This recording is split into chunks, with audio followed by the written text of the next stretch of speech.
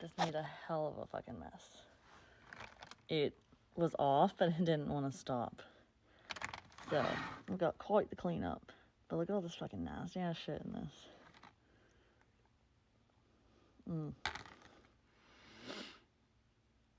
It was definitely clogged up. That's for sure. Gross.